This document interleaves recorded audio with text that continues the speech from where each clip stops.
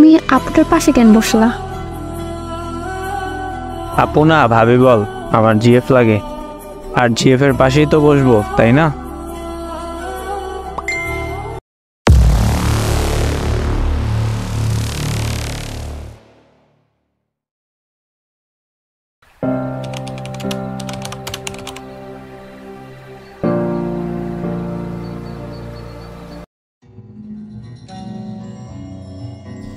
আসসালামু আলাইকুম, আমার নাম সাদিয়া।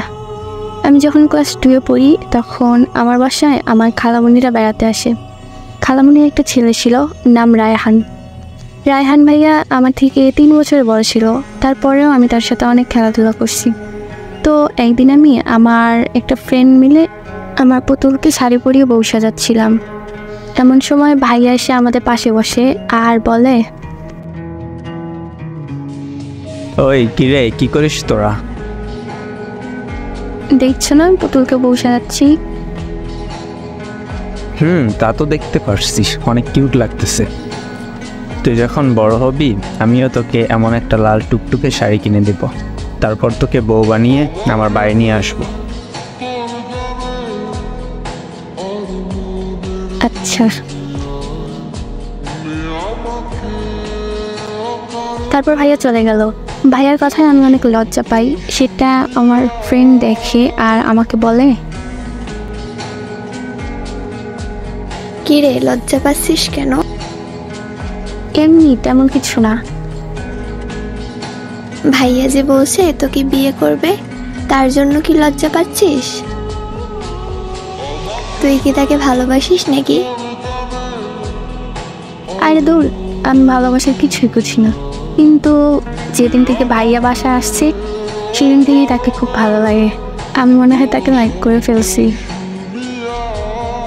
তার মানে তুই তাকে লাইক করিস? আরে ধুর, কি বলিস, সত্যি? ও তাই? তাইলে আমি কি ভাইয়াকে বলবো? এই না না, ভাইয়াকে বলিস না প্লিজ। ভাইয়া জানতে পারলে আমার এই 2 গাল লাল করে দিবে। কেন, তুই না তাকে ভালোবাসিস? তাইলে মায়ের খেতে সমস্যা কি? আরে ভালোবাসি না তো, জাস্ট লাইক করি। আর এখন যদি ভাইয়াকে বলি তাহলে মারবে আমাকে। যখন বড় হব তখন বলবো, কারণ তখন তো আর মারতে পারবে না। আচ্ছা ঠিক আছে। দেখতে দেখতে 3 দিন কেটে যায়। এই 3 দিনে ভাইয়ের সাথে আমি অনেক বেশি ক্লোজ হয়ে যাই, প্লাস তার মায়াতেও পড়ে যাই। ঠিক তার পরের দিন আমি একটু দেরিতেই ঘুম থেকে উঠি। ঘুম থেকে উঠে দেখি বাসায় কেউ নেই। পরে মায়ের কাছে শুনি ওরা চলে গেছে। সেদিন অনেক মন খারাপ হয়ে গেছিলো, কারণ ভাই আমার সাথে একটু দেখাও করে গেল না। এভাবে 7 বছর কেটে যায়। ক্লাস 10-এ উঠি। এই 7 বছরে তার সাথে আমার কোনো যোগাযোগ হয়নি।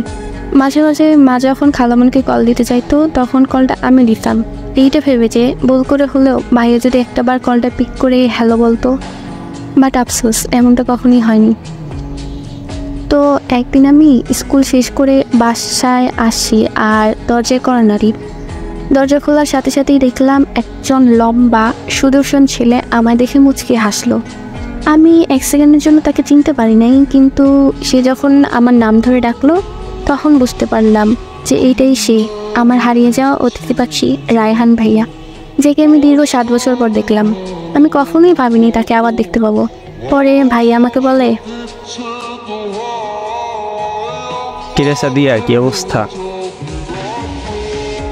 ভাইয়া না?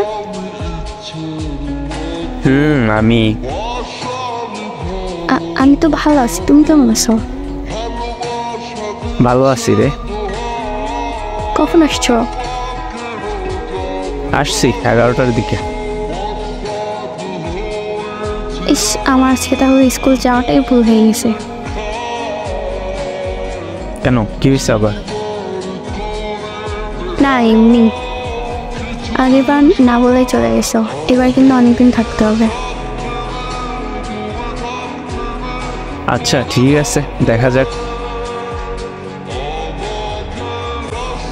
তারা 2 দিন ছিল আমাদের বাসায়। যেদিন চলে যাবে সেদিন খালামণি বললে যে সাদিয়া চল যাই। আমিও এক কথায় রাজি হয়ে নাচতে নাচতে তাদের বাসায় চলে গেলাম।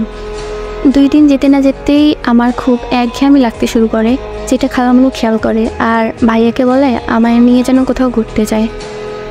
তারপর ভাইয়া আমাকে নিয়ে একটা রেস্টুরেন্টে নিয়ে গেল।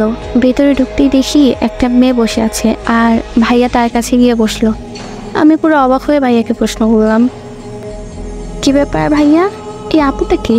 আর তুমি আপুটার পাশে কেন বসলা? আপু না ভাবি বল, আমার জিএফ লাগে, আর জিএফ এর পাশেই তো বসবো, তাই না?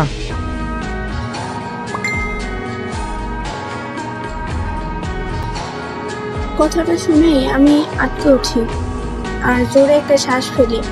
জোরে শ্বাস ফেলার কারণে আমার শ্বাসকষ্ট শুরু হয়, কারণ আমার অনেক শ্বাসকষ্টের প্রবলেম আছে।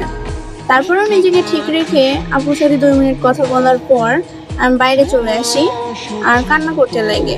কিছুক্ষণ পর আমি তাদের কাছে যাই আর ভাইয়াকে বলি, ভাইয়া আমি বাসায় যাব। কেন, কি হয়েছে তোর আবার? আমি আমার ইনহেলারটা ভুল করে বাসায় রেখে আসছি, প্লিজ তাড়াতাড়ি চলো। এখন যাবি? একটু পরে গেলে হয় না? আমি এখনই বাসায় যাব, তুমি না যাও নাই। আমাকে তোমার বাসার ঠিকানা বলো, আমি নিজেই যেতে পারবো। আরে পাগলি, কান্না করছিস কেন? আচ্ছা চল যাই। আমরা বাসায় চলে আসি আর নিজেকে কন্ট্রোল করতে না পেরে আমি হাত কাটি। সেদিনের পর থেকে আমি ভাইয়ের সাথে খুব কম কথা বলতাম। এভাবে গেল 4 দিন। ঠিক 5 দিন পর ভাইয়া কই থেকে যেন এসে বাড়ির দরজা কড়া নাড়ল। তো আমি গিয়ে দরজাটা খুলতেই দেখি ভাইয়ের সাথে সেই আপুটা। তো আমি প্রথমে আপুকে জিজ্ঞেস করলাম, আপু তুমি এখানে? কী ব্যাপার ভাইয়া, আপু এখানে কেন? এই চুপ কর, বাবা মা কই? রুমে আছে, বাট আপু এখানে কেন? এত কথা কিসের, একদম চুপ থাক।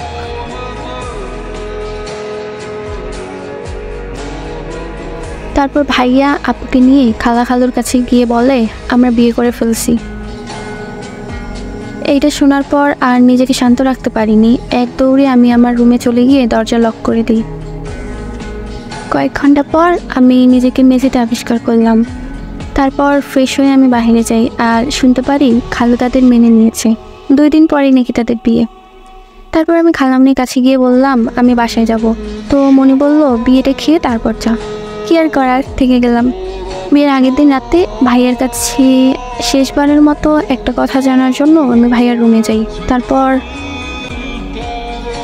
ভাইয়া আসবো? আয়। কি করো? কিছু না, এমনি বসে আছি। ও, তোমার উনি কই? উনি না, ভাবি বলো। তোর ভাবি ফ্রেশ হতে গেছে। ও আচ্ছা ভাইয়া।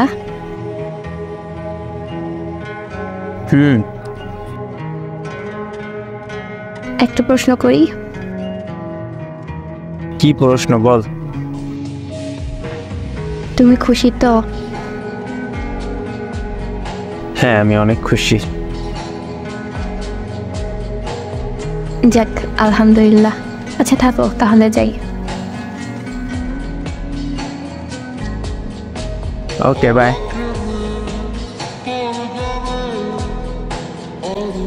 2 দিন পর বিয়ে শেষ হয়, বাসায় চলে আসি। প্রিয় মানুষটার কাছ থেকে পরপর 3টা ধাক্কা খাওয়ার পর আমি অনেক অসুস্থ হয়ে যাই। প্রায় 15 দিনের মতো আমি হাসপাতালে থাকি। এখন আলহামদুলিল্লাহ আমি ভালো আছি। দোয়া করি তারা যেন ভালো থাকে। আর ভাগ্যের কাছে আমার একটাই প্রশ্ন, যদি পূর্ণতাই না দিতে তাহলে কেন আমাদের দেখা করালে?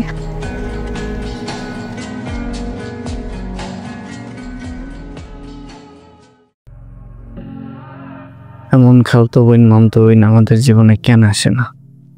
জীবনটা তেজপাতা ভাই। আর মেয়েটার জন্য খারাপ লাগে।